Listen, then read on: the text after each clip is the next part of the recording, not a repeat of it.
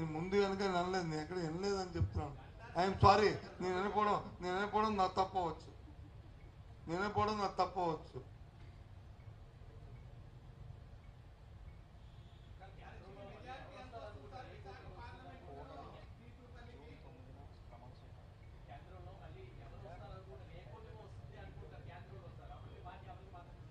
ఇది ఇంతకు ముందు కూడా మీకు చెప్పాను. ఒక బాధ్యత గల వ్యక్తిగా ఒక సుదీర్ఘకాలం రాజకీయాల్లో ఉన్న వ్యక్తిగా నేను కోరుకోకూడదు. నా నోటంటే ఆ మాట రాకూడదు. స్టేబుల్ గవర్నమెంట్ రావాలని కోరుకోవాలి కేంద్రంలో. కానీ ఒక స్వార్థంతో రాష్ట్ర ప్రయోజనాల దృష్ట్యా మా పార్టీ మీద ఆధారపడిన ప్రభుత్వం కేంద్రం రావాలని కోరుకుంటున్నాను.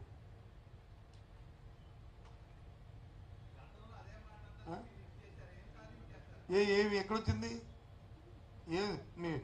మీరు ఏ దేశంలో ఉన్నారో నాకు తెలీదు. మీరు భారతదేశంలో ఉన్నారో అమెరికాలో ఉన్నారో? 22 కాదు బాబు. ఏం అంత నేను మాట్లాడుతుంది ఏంటి, మీరు మాట్లాడుతుంది ఏంటి? 22 అనలేదు. మా మీద ఆధారపడిన ప్రభుత్వం కేంద్రం రావాలి. అండర్లైన్.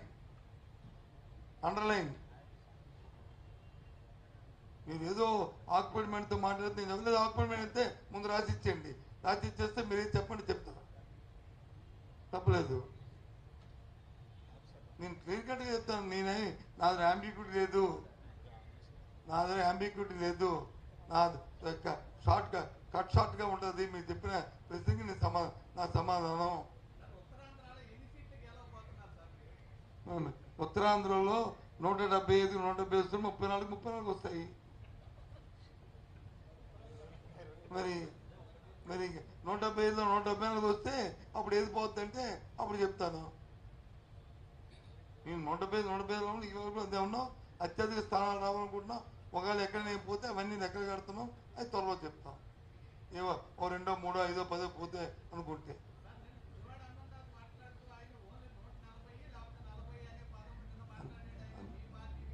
మన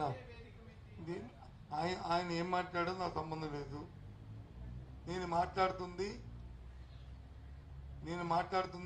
ఆయన కూడా అడగాల్సింది. ఆయన ఈసారి అడిగినప్పుడు అడగండి, ఇది మీ వ్యక్తిగత అభిప్రాయమా, మీ పార్టీ అభిప్రాయమా, లేదు మీ ప్రభుత్వ తాలూకా నిర్ణయం అని. నేను మాట్లాడుతుంది నా పార్టీ అభిప్రాయం,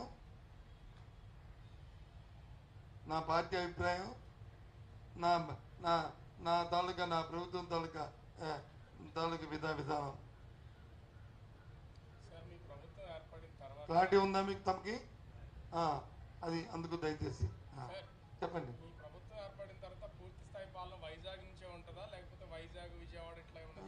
ఎగ్జిక్యూటివ్ క్యాబినెట్ వైజాగ్ అయినప్పుడు వచ్చి ఇంకా మళ్ళీ ఇక్కడ ఎందుకు ఉంటుంది?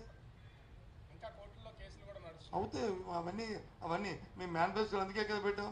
తెలుగుదేశం పార్టీ మేనిఫెస్టో పెట్టలే, మేము ప్రజా తీర్పుకి ఇచ్చాం. మేము ఇది ప్రజా తీర్పుని కోరుతున్నాం. ప్రజా తీర్పు వచ్చిన తర్వాత దాన్ని న్యాయస్థానాన్ని కోరుతాం.